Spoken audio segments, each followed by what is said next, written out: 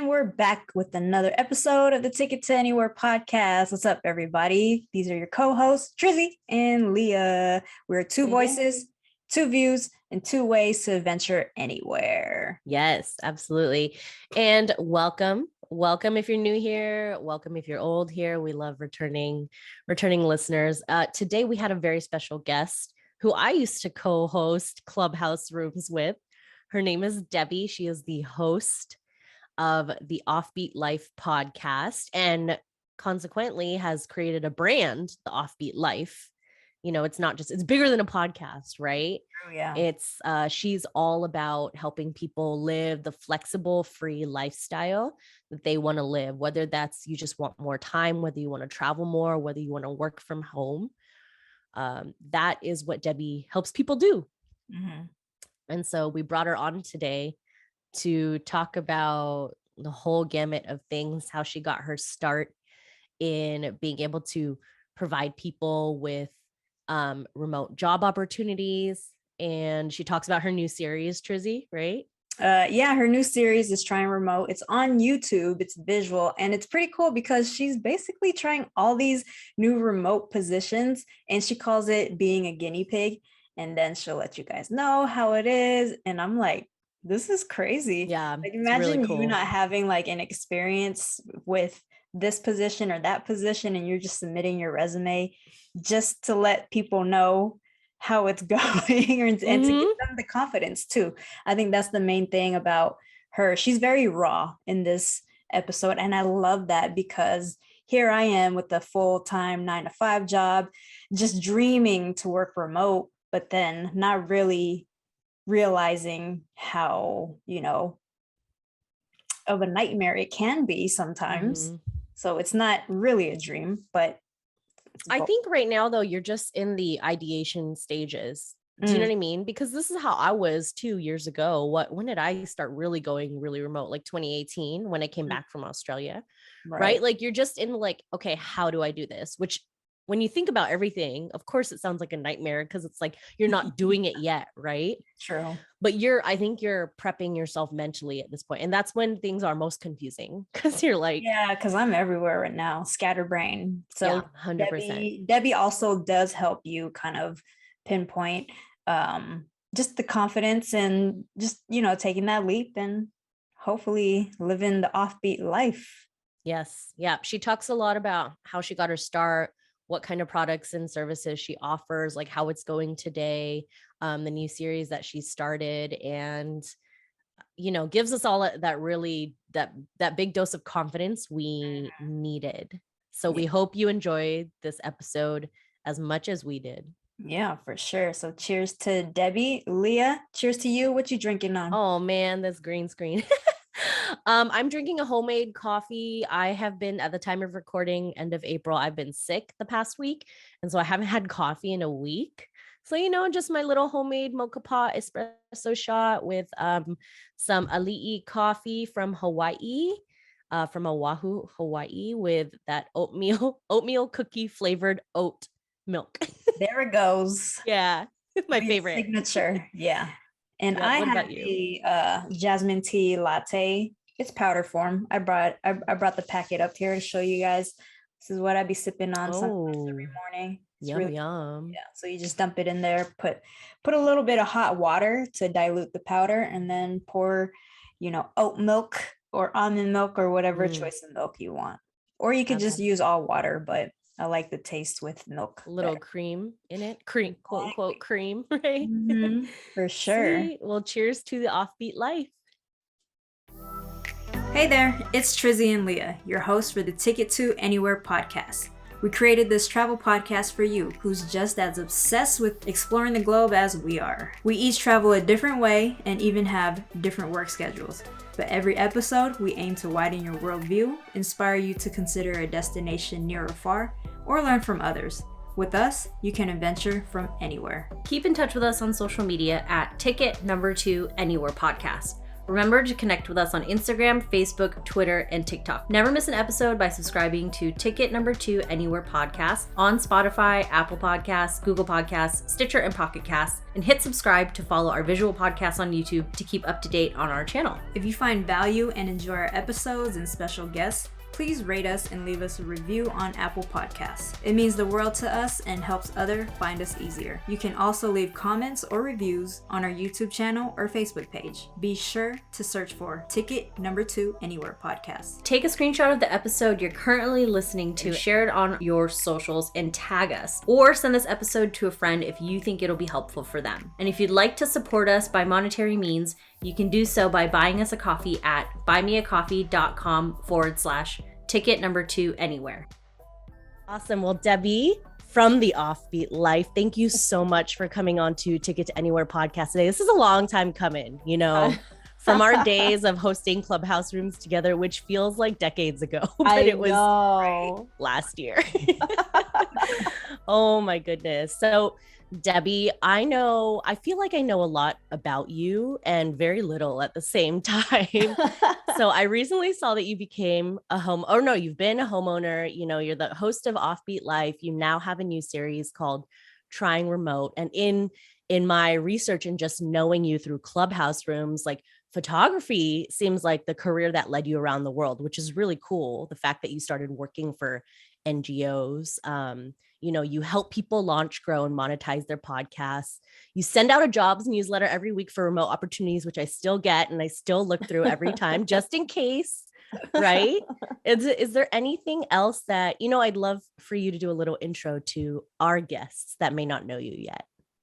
Yeah, absolutely. So I'm really honored to be here. I'm just meeting Trizzy for the first time, but I've known Leah for a bit, like she had mentioned. So my name is Debbie. I host a podcast called The Offbeat Life, which pretty much interviews people who are location independent, remote workers, digital nomads, or online entrepreneurs who literally can go anywhere and work at the same time. And they're not constantly trying to figure out how are they going to keep doing this in the 2 weeks that they have allotted to them, you know, with their regular corporate job. And that's really how I started, because I also was very curious about how I can do this permanently. And when I started in 2017, I was in a job that I've had for almost 10 years. And even though it wasn't a bad job, it also wasn't something that I was passionate about. And I wanted to do something else. And I feel like I needed a different purpose in my life. And I felt like I had done everything that I could in that job. So there was a lot of panic attacks before I realized that I really needed to leave. And that's how the podcast was born. And then eventually it culminated into the website where we have resources like you had mentioned, Leah, where we help people find online jobs as well, because I know it worked for me. And I was wondering how I could do the same. And now, 4.5 years later, after all of this, we started a new YouTube channel that I'm pretty much the guinea pig, where I try a new online job or online gig every single month, because I get a lot of emails from people who are really afraid to take the first leap. So I'm like, okay, well, I'll see if this is really as scary as it is. And I know it's not the same, but I think when you give people a bit of an idea of what it is, it helps them get that, you know, courage that they need to take that first step. So that's pretty much sums up the last few years. You're a guinea pig to these new jobs. That's insane. I'm curious to know, like, how has that been going? It's been really interesting, actually. So it's been a while since I actually put out my own resume, because I did start applying for jobs, and I haven't had, or I haven't really put out my resume and gotten interviewed since 2012. So that's a very, very long time. Wow. So I felt what a lot of people felt when you do put yourself out there. It's very scary. So I put out my resume. I've gotten interviews. I've found online gigs. Like, I tried all of these things, and I learned so much about myself, and also just putting yourself out of that comfort zone, because I think that's what a lot of people are very much afraid of, is fear that you're going to get turned down, or it won't go well. You're going to say the wrong thing. You're not going to make any money? There's just a lot of fears and also misconceptions with a lot of these things. So that's kind of what I'm diving into with a lot of this stuff. Mm-hmm. Have you, are you doing these at the same time, some of these jobs at the same time? And are they in real time, or did you like kind of pre-load them and whatnot? Have you? Yeah, I did them them? ahead of time. So I published the first one the beginning of April, and I was starting to do a few of these like in December of last year, because I'm the type of person that I always need to have a long leeway in terms of my content, so I always do things ahead of time. But it's been pretty interesting. So that's awesome. Yeah, these hats. Yeah. I'm definitely seeing a few of them right now, and this is great. Yeah. I hope people take a page out of your book and get inspired to try them also. I think it's a good start into the working remote world. Well, as you said, it's trying remote, what are the little things I can do on the side that don't require an office or don't require a 9 to 5? Yeah, absolutely. And a lot of the things that I'm actually trying out is for gigs, especially side gigs that you don't really need a lot of experience in. A lot of the things that I've been doing, I'm like, I've done this before. How do I do this? How do I even start? And this is really what inspired me to create these videos, was because I get so many questions from people who have never done any remote jobs. And they're like, oh my gosh, like I can't be a developer. That takes like that takes years and years of schooling and also experience, or I can't do X, Y, and Z because of this. So I'm like, well, let's take all of these excuses out of the way. I'm going to show you how you can do this even without any experience. So no more excuses. Let's do this, and I'll show you how. That's so great. You're like the big ate. You're like the ate. Paving the way. For those that don't speak Tagalog out there, ate, Debbie is also fellow Filipina, but like ate means big sister, like taking charge, lead the way. Exactly. That's what you have to do sometimes. Yeah. So I was listening to your podcast yesterday on my run because I noticed that you had Jason Moore as your most recent guest. He was his podcast was actually one of the podcasts that influenced the light bulb in my head to start a travel podcast with Leah. So I was like super pumped that you had interviewed him. That was a great episode, by the way. But what would you say when you first started going like fully remote, what were your early struggles with going remote? Honestly, I think it was just not knowing if I could do this. A lot of the stuff that I had gone through was mental, and it was just a lot of fears that most people go through when they start diving into something that they're really unfamiliar with. And it was just like, oh my gosh, am I going to be able to survive? Like, especially in the beginning when not a lot of income is coming in, you're like, oh my gosh, I cannot live off of this, right? And how do I supplement this? Is this the right thing for me? Or if you've been doing it for a little bit of time and it doesn't feel like anything is happening, then you're like, did I make the right decision?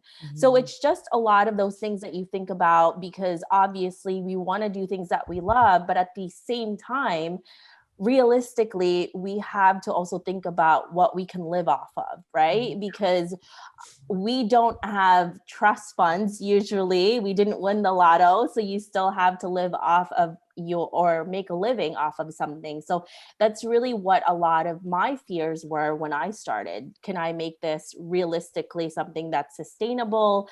And then sometimes you make income 1 month and then the next 2 months you make nothing. So it's always up and down when you are a freelancer, when you are an entrepreneur. So you always have to constantly think outside of the box about how you can make this more sustainable for yourself. Yeah. So how long did you realize like, oh, I'm okay now?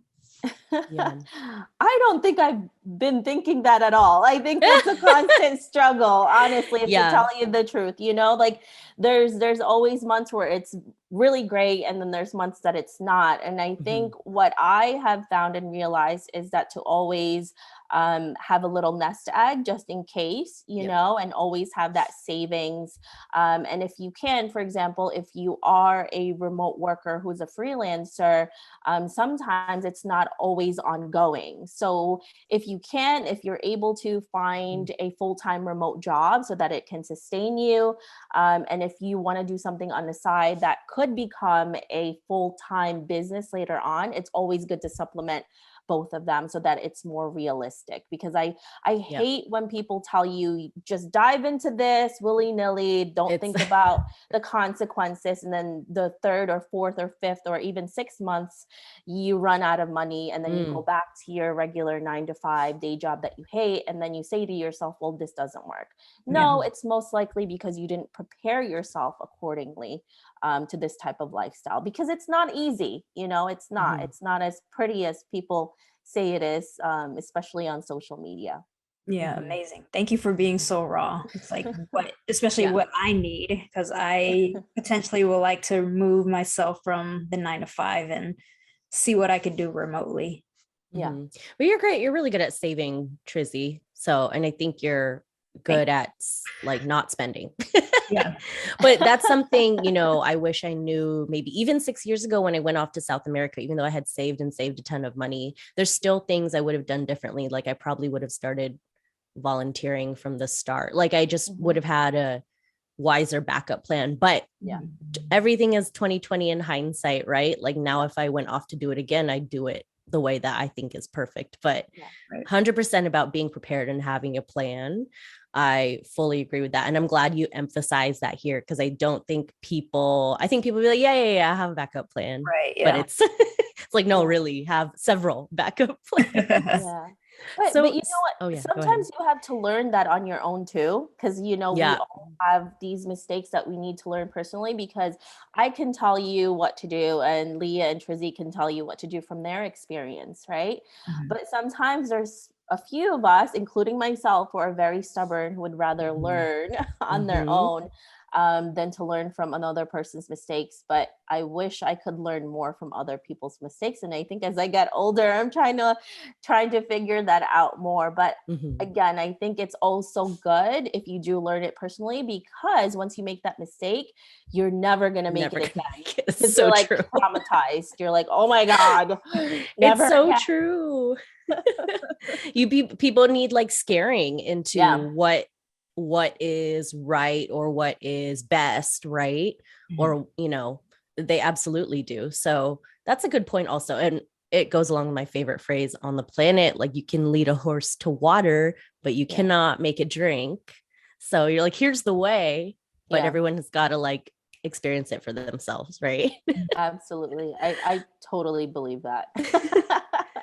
So going along with, the different ways that you make income and just like pouring through your site and seeing all the great things that you offer, like you offer lots of digital products and services on your site and under your brand, but how perfect is each one before you decide to like start a new one? Or they usually like all started at the same time. The offerings are, given out at the same time. I wanted to know how you got started with a lot of them. Yeah, nothing is perfect ever. I'm one of those people that I'm pretty impulsive with certain things. So it doesn't matter to me if something is perfect. I just put it out, and then I'll go back and then tweak it or add into it, make additions. Sometimes there's people that give me comments and then I tweak it. So I'm more of that type of person than like wait, and hopefully things will be perfect and it doesn't get done. So I do that. Sometimes it's good, sometimes it's bad. But most of the time I honestly create products due to the fact that I get comments from my listeners or my readers. So that's really where most of the idea comes from. Or maybe it's something that I've used myself and I'm like, oh my gosh, this will make other people's lives so much easier. And then I'll include that. And since I already created for myself, it just makes so much, it makes it so much easier to just include that into my products and then just add logos and then that's it. Okay. I love that because it's the epitome of not waiting for things to be perfect. Because things, like you said, things are never going to be perfect, right? You just have to get started. I'm very, very impatient. So are you allowed to tell us which one is the most lucrative for you at this moment in time? Yeah, honestly, it's been the podcast all along. I have been making most of my income from my podcast through brand sponsorship has been the number one. And now because I started trying remote, I actually got a writing job that has made money now. Like it's actually first now, and then the podcast is second. So because of trying remote, I got this, it's like unbelievable job actually. And I'm like, oh my God, this is like crazy. So yeah, because of this, and again, because of all of this stuff, it's created a lot of opportunities for me. And then because of the podcast, I have the brand sponsorships, and then I also get hired for speaking engagement. So that's another thing. So it used to be the sponsorships and then the speaking engagement and then the digital products. And then I have my one-on-one coaching, but now it's the writing and then the podcast brand sponsorships, and then it's the teaching that I do, and then the rest of the stuff. It's really crazy how it all comes out, of the woodworks, like certain things. It's a good surprise, I think. Right? Yeah. So are you going to keep the writing one? Yes, because oh my gosh, it's amazing actually. I'm like, I wish everybody could get a job like this because like it's amazing. And I'm going to talk more about it when because it was one of those things that I just tried out. It was actually one of the ones that I tried when I sent out my resume just to be like, hey, I'm just going to send these out. And I got hired. I'm like, wait, this is actually a really great job. And it doesn't take a lot of my time. So I'm like, that's good. So I'm like, yeah. That's so good. So on a very productive day, including this writing job, how do you see your day going? Like itinerary, agenda? Yeah. And to piggyback on that, how do you keep so organized with so many different things? I have good people who work with me. So the reason why I'm able to take this additional job is because I do have assistants that help me. And if it wasn't for them, I wouldn't have time to do any of these other things that I do. Like even the speaking engagements that I do, the teaching, all of that stuff, it takes a lot of time out of my day. But if it wasn't for delegating all of my things for the podcast and things for the website, I would not be able to do any of this stuff because it would just be me working 80 hours a week and that would be nothing. And I would just be completely exhausted and I would probably just be focusing on the website or the podcast. But because of that, I'm able to include all of these other things and still get a lot of time for myself, actually. Like, I still get a lot of time for myself, for my husband, for friends and family. So I really love it. I think this is one of the times in my life where I really feel at peace that things are actually where I feel like they should be.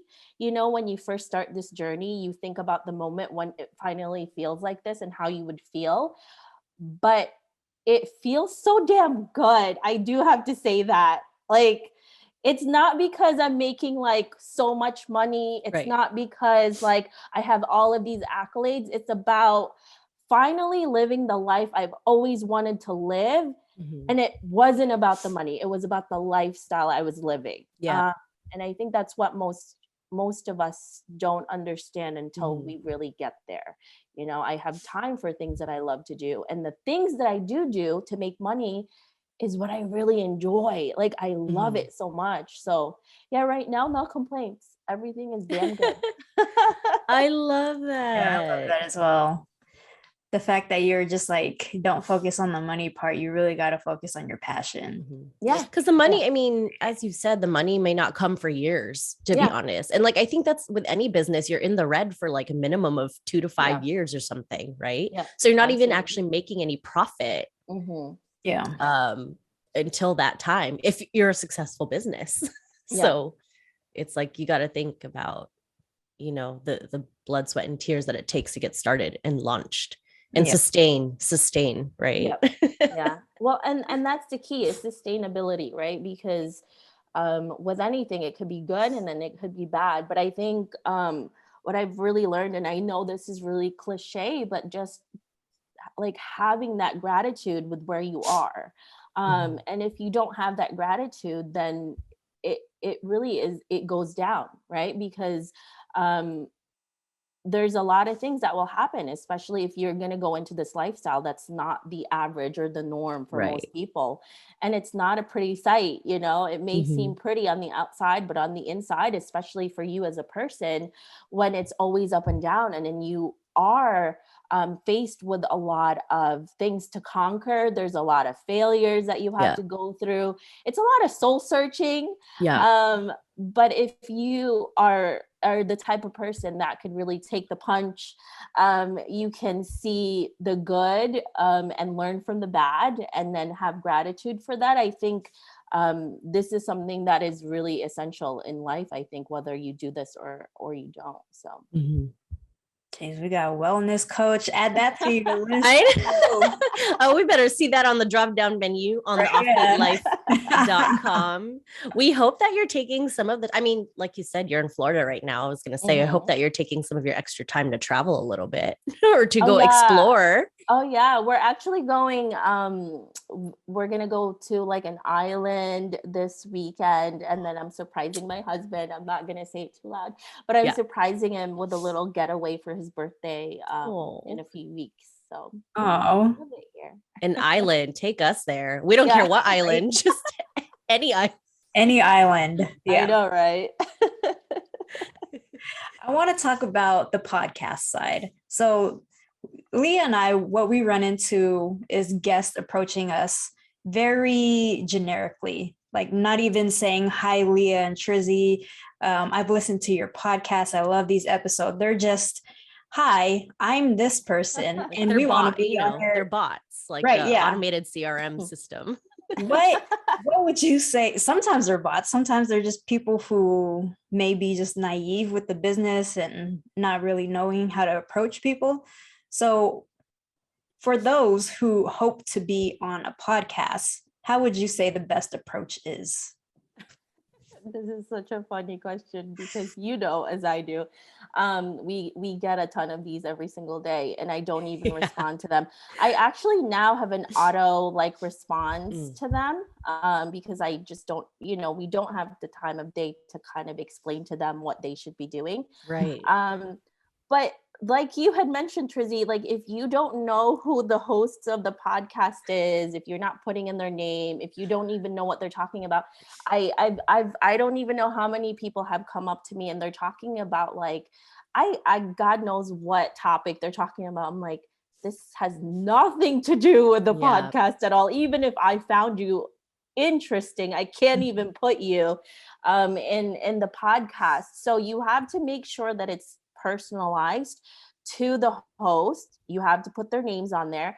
You have to make sure it's personalized to the actual show, and also make sure you listen to the podcast if you mention like a specific podcast episode and like what you liked about that show. I would give you bonus points for that, because not many people talk about that. But yeah, it's funny. I had one person that came to me, and I think she was the only person that I responded to, not because I wanted her or the client that she had to be on the show, but because I think I was just fed up with all of these emails. And one day I'm just like, okay, I'm going to respond to one person. And I'm like, hi, you're a PR person. I just wanted to give you a few tips on how to do this, like X, Y, and Z, because if you want your client to go and get into these podcasts, I think it would be best if you did X, Y, and Z, because what you're doing right now isn't working. Right. But she was actually really nice, and she was like, "That, thank you so much for whatever." And then she was like, "Can you give me more tips?" And I was just like, "No, not really. I gave you the You can tips." find those tips in my I know. Launch and Grow Your Podcast course. Thank you. Yeah, but yeah, I mean, I think people just copy and paste, and there's nothing wrong with that, but you also have to personalize it, right? There's just certain things that you 100%. can't write the entire time, but like, yeah, or they would put the wrong person's name. That's really horrible. I've had some of that.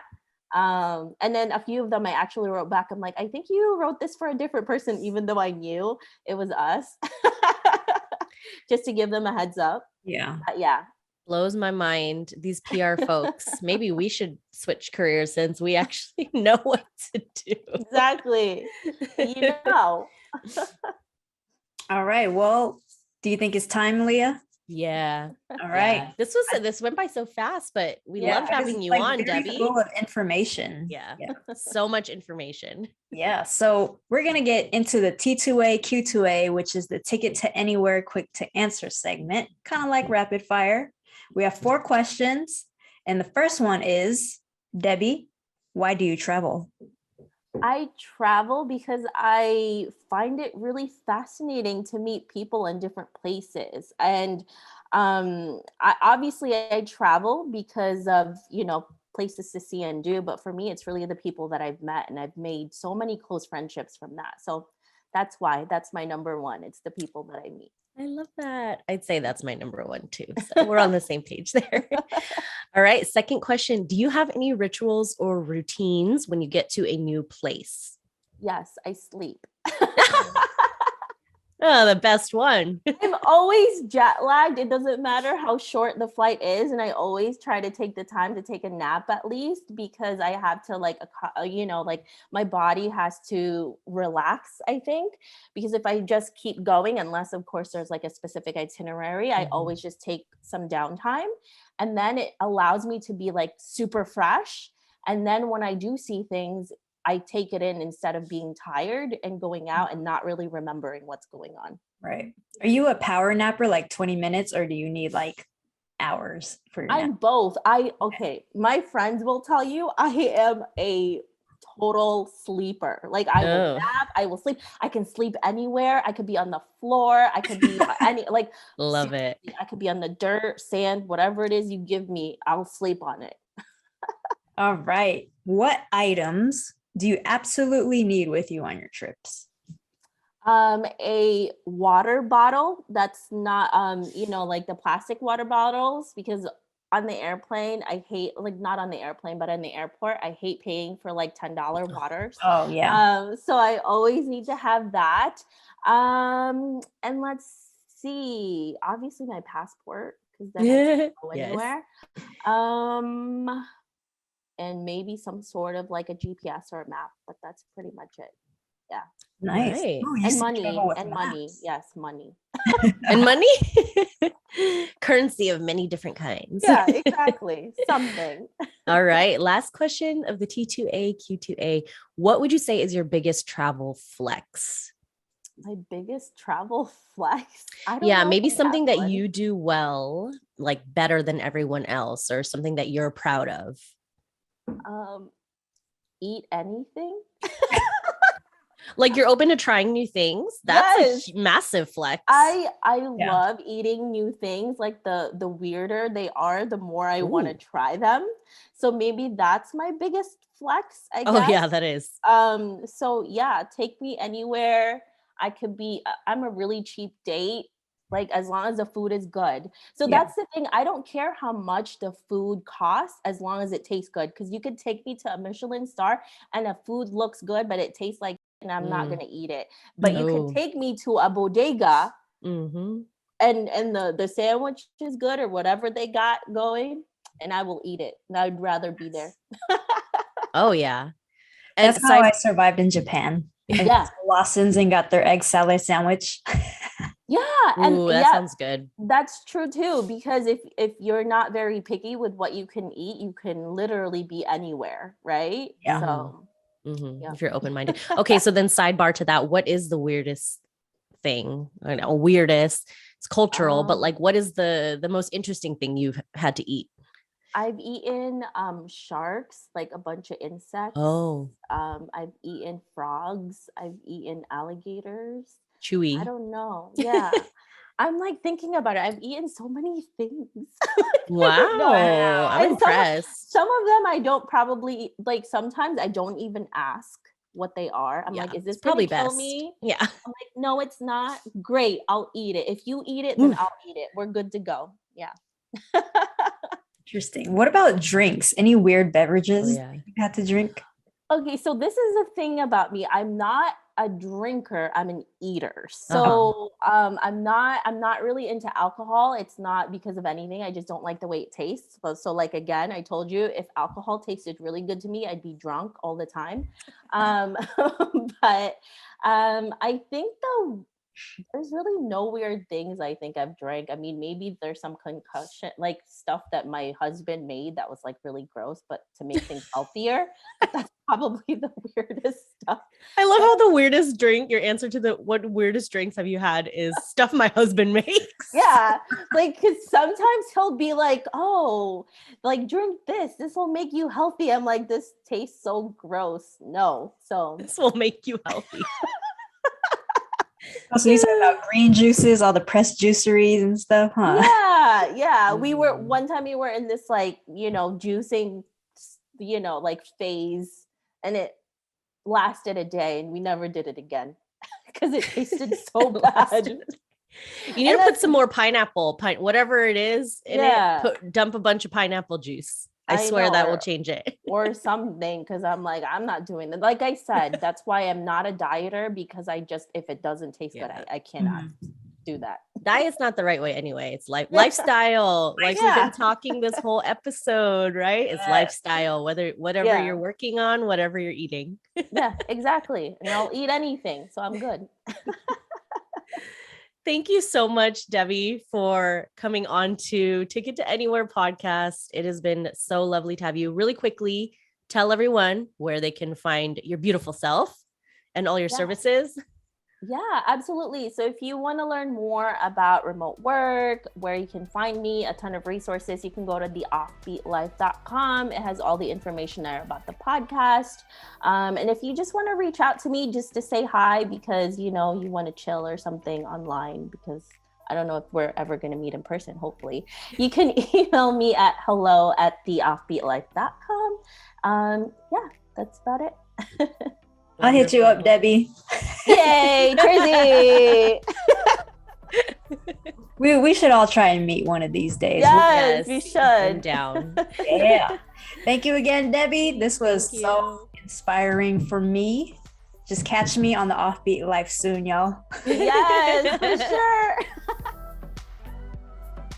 Thank you for joining us on another episode of the Ticket to Anywhere podcast. Don't forget to connect with us on Instagram, Facebook, Twitter, and TikTok. If you love travel as much as we do, hit subscribe on our YouTube channel, as well as anywhere you listen to podcasts such as Spotify, Apple Podcasts, Google Podcasts, Stitcher, and Pocket Casts.